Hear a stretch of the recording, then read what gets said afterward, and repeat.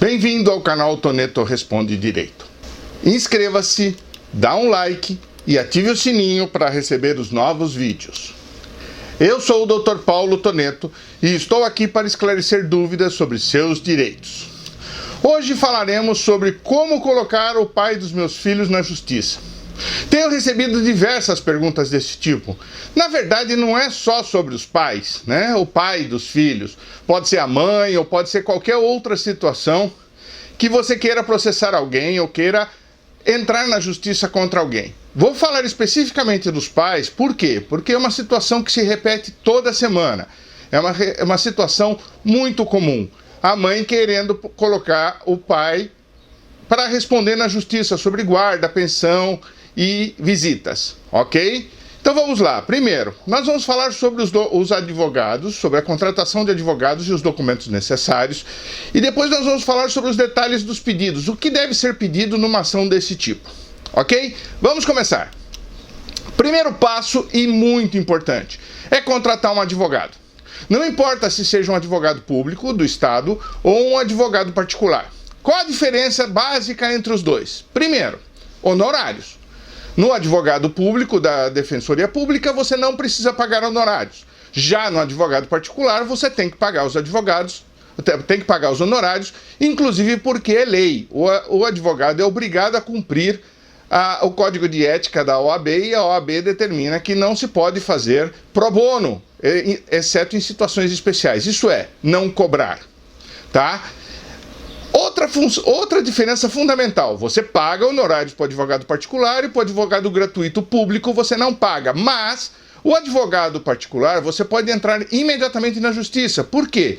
Todos os tribunais atualmente são digitais, então o advogado particular tem acesso ao sistema e entra automaticamente nos tribunais colocando a ação. Então, uma ação da mãe contra os pais através de um advogado particular inicia-se praticamente assim que tudo tiver documentado. Não precisa sair de casa. Todos os documentos são digitais.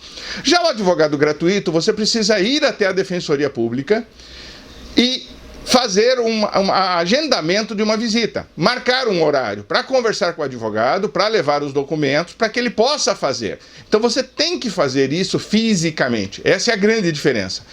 No advogado particular, você consegue fazer tudo remotamente, sem sair de casa. No advogado público, você é obrigado a ir até a Defensoria Pública e se candidatar a ter um advogado gratuito. Isso não significa que você o terá. Você terá que cumprir as exigências da lei para o advogado gratuito, ok? Então, essa é basicamente a mais importante das diferenças. Como você vai entrar com um advogado público ou com um advogado particular. A partir daí, todos os documentos e tudo que nós vamos falar agora é ligado a esse aspecto. Independe do advogado particular ou do advogado público. Todos os documentos que nós vamos relacionar são os mesmos para ambos. Ok? Vamos começar. Primeira coisa que você precisa ter em mãos para poder informar ao advogado, seja ele público ou particular. Primeiro, nacionalidade, se você é brasileiro ou se você não é brasileiro.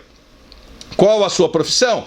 Você pode ser desempregado, você pode ser qualquer profissão, engenheiro, pode ser funcionário público, pode ser empregada doméstica, diarista, você pode ser profissional liberal, empresário, tanto faz. É importante que você indique qual é a sua profissão. Ou se você somente trabalha em casa e pode ser chamada de dolar, né?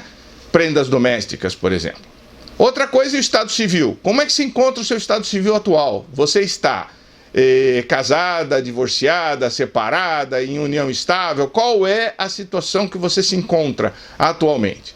E por último, um e-mail para que você possa ser contactada por e-mail, receber as informações e tudo mais, ok? Essas 4 informações não precisam de comprovação direta, apenas informar ao advogado esses 4 elementos sobre você, ok? Em seguida, precisa-se de cópia de alguns documentos.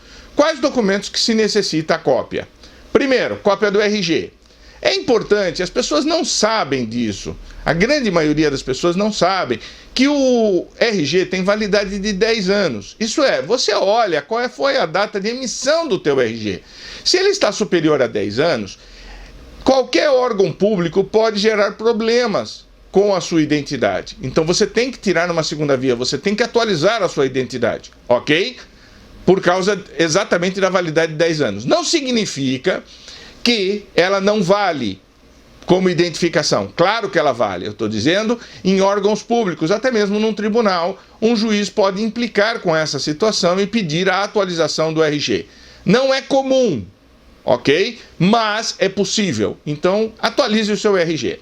Outro documento possível é a Carteira Nacional de Habilitação, a CNH. Esta sim tem uma validade expressa, está lá escrito até quando que ela vale. Então esse documento tem que estar dentro da validade para servir como documento de identificação dos tribunais. Outra coisa, cópia do CPF. Existe um documento, uma CPF, que você pode tirar até a situação cadastral pelo site da Receita Federal. Mas se ele estiver no RG, não é necessário ter cópia do CPF. Se o RG estiver válido e tem o número do CPF, ótimo, perfeito, não precisa nada. Caso contrário, basta informar o número do CPF na Receita Federal e eles emitem um atestado de validade, qual a situação cadastral junto à Receita Federal. Então esses documentos são importantes. Esses documentos, na verdade, para qualquer processo que você for gerar, você vai precisar desses documentos. Claro, porque é um documento de identificação. Os próximos documentos, vejamos. Eu preciso também de um comprovante de endereço para informar ao juiz onde você mora. E esse comprovante pode ser uma conta de energia elétrica, uma conta de água, um boleto que você paga, alguma coisa que mostre qual é o seu endereço. Veja bem, muita gente diz assim, mas a conta de luz não está no meu nome. Não tem problema.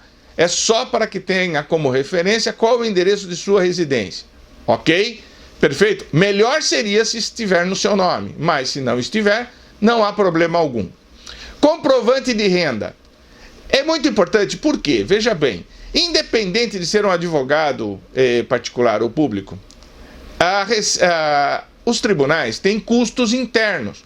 Custo de petição, custo de oficial de justiça, custo de remessa de carta por AR, e assim vai. Existem vários cursos, até por perícia e tudo mais. Se você consegue um advogado gratuito, a gratuidade de justiça é automática. Por quê? Porque você já se qualificou como uma pessoa que necessita de gratuidade.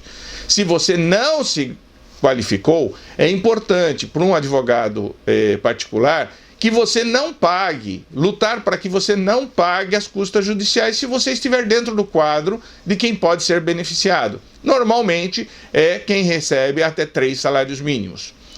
Nesse caso, a gratuidade de justiça é fácil de conseguir. Fora isso, é importante apresentar um holerite ou a cópia do imposto de renda.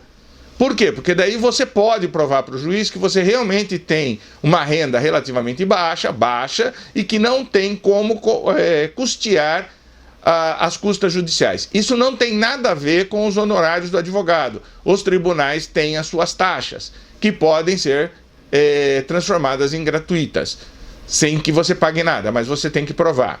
Se você estiver desempregado ou autônomo, basta declarar, não, eu estou desempregado, ou eu sou autônomo, não tenho como comprovar a renda e nunca declarei imposto de renda. Isso já é suficiente também, ok? Outra coisa, quando a gente fala de ações de família para discutir pensão, guarda e visita, é fundamental a certidão de nascimento dos filhos. Ou mesmo, pode ser o RG também, se ele tiver o RG, se ele tiver CPF, o máximo de documentos dos filhos possíveis, porque atualmente nenhuma criança, quando faz o registro, sai sem CPF. Já é uma lei para determinar que a criança já tenha CPF. Então é importante ter essa informação. Por quê? Porque você tem que provar que a criança é filho de você com o pai que você está processando. E isso você faz através da certidão de nascimento ou dos documentos de identificação da criança. Outra coisa importante é uma certidão de casamento.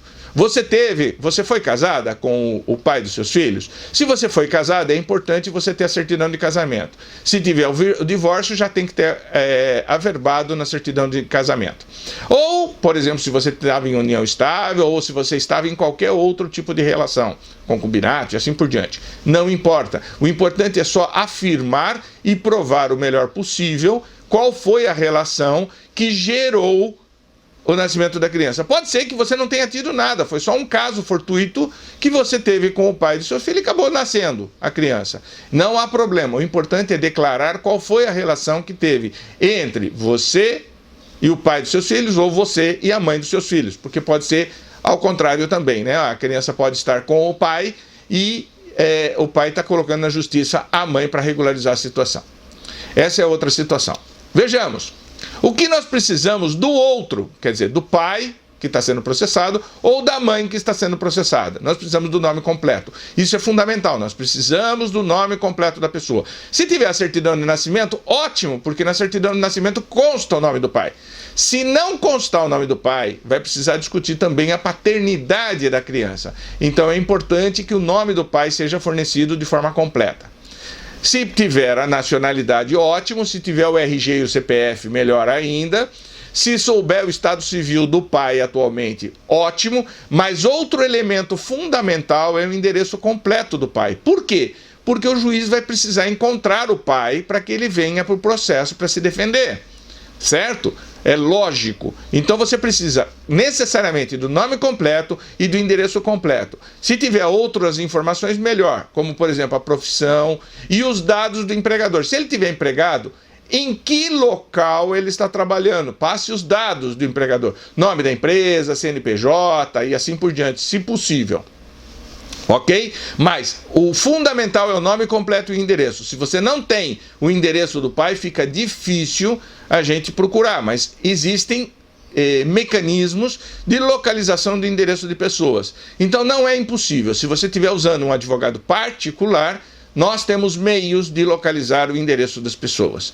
Um advogado público vai te exigir o endereço completo. Então, existem algumas vantagens e desvantagens. A grande desvantagem do advogado particular é ter que pagar honorários.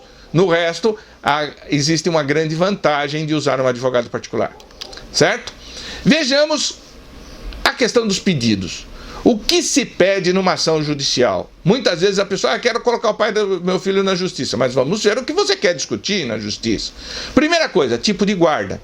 Existem o tipo de guarda unilateral, quer dizer, o filho vai ficar comigo. Ponto.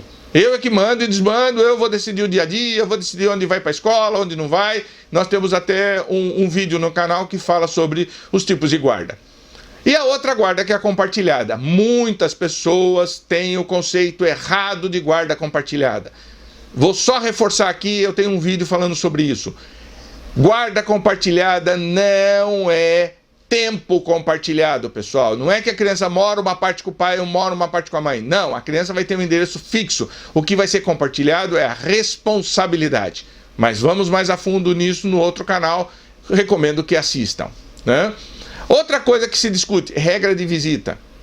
Você pode deixar a regra de visita livre. Eu não aconselho esse tipo de coisa, por quê? É possível, se o relacionamento é bom, mas a regra de visita livre, ela pode ser aplicada na prática, mas documentalmente é importante que seja determinada uma regra de visita. Por quê? Normalmente na justiça nós fazemos um título executivo. O que é isso? É um contrato. Você vai fazer um contrato com o seu marido na justiça, com o pai dos seus filhos na justiça. Esse contrato, normalmente, como é que funcionam os contratos? Contratos foram feitos para ficar na gaveta e só serem usados quando tem briga.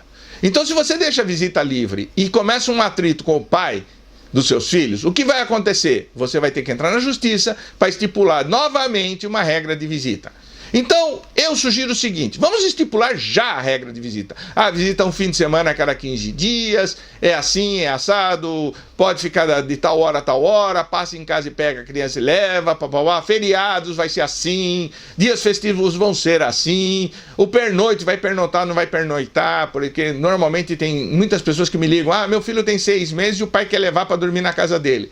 Depende, entendeu? Normalmente não é recomendado. O que é comum decidirem? É decidir que o pernoite ocorra a partir dos 3 anos de idade. Por quê? Porque a criança já tem um pouco mais de noção, um pouco mais de independência. Até lá a coisa fica um pouco difícil. Mas nada impede que o pernoite ocorra durante as visitas. Por que é importante você fazer isso? Você estipulando a regra é o que vale na lei. Frente ao juiz, é a regra. Você pode exigir que a polícia cumpra com a regra. Agora, se o teu relacionamento com o pai dos seus filhos é bom, tá tudo em ordem, você pode deixar ele pegar a criança quando quiser, da forma que quiser. Você vai definir férias mesmo. Pode passar 15 dias das férias, pode passar as férias de janeiro com o pai, e assim por diante. O importante é ter as regras definidas, para não ter que brigar na justiça depois. O que se faz na prática pode ser outra coisa mais flexível, como, por exemplo, visita livre. Mas se você deixar o documento escrito visita livre, quando houver problemas, você vai ter que entrar novamente na justiça para discutir as regras de visita. Então já põe já quais são as regras de visita e depois na prática você decide se quer fazer visita livre. Mas, se der problema, você exige o cumprimento da sentença do juiz. Outra coisa, valor de pensão alimentícia. É outra discussão muito grande, porque os pais, muitos pais por aí, tentam acordos informais, fora da justiça. Por quê? Porque acordo informal não pode ser cobrado depois. Você só pode executar a pensão não paga depois da sentença judicial. Antes disso, não é possível exigir. Mesmo que ele tenha dado durante 5 anos pensão e parou de dar, você vai na justiça para exigir pagamento de pensão, você não pode cobrar os atrasados se não houve uma sentença que determinou aquele valor. Então é muito importante entrar na justiça o mais rápido possível. Primeira coisa que se faz, alimentos provisórios. Paga já porque a criança tem que comer. O juiz determina um valor de pagamento imediato, inclusive com débito em folha. Outra coisa, pode ser um percentual do salário mensal e ser um percentual do salário mínimo. Esses 3 elementos devem constar da sentença. Devem constar, por exemplo, pagamento de pensão provisória, X% do salário mínimo, por exemplo. Ou X% do salário mensal a ser descontado em folha de pagamento. Percentual definitivo do percentual de folha de pagamento, feito via folha de pagamento da empresa. Não, é melhor do que o pagamento mensal feito pelo próprio pai, é melhor até para o pai, porque é uma questão de imposto de renda.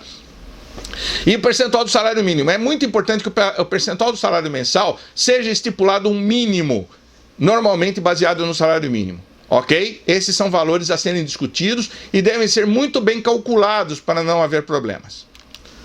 Bem, vejamos um resumo de como ficou a nossa discussão de hoje. Como colocar o pai dos meus filhos na justiça? Primeira coisa, é muito importante judicializar. É muito importante ter a decisão do juiz. O que vai se fazer na prática pode ser outra coisa. Mas o que pode ser exigido é o que o juiz mandou. A sentença ou o despacho de um juiz. Então é muito importante judicializar. Contratar um advogado é o primeiro passo que você precisa. Contratar um advogado, seja ele particular ou público. Juntar a documentação necessária e assim definir o que você deseja.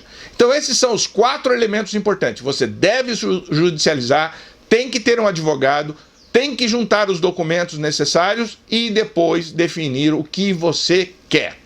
Esses são os passos para judicializar, para colocar o pai dos seus filhos na justiça, ok? Pessoal, muito obrigado pela assistência. Não esqueçam de se inscrever e dar um like para receber os novos vídeos do canal Toneto Responde Direito. Muito obrigado e até o próximo vídeo.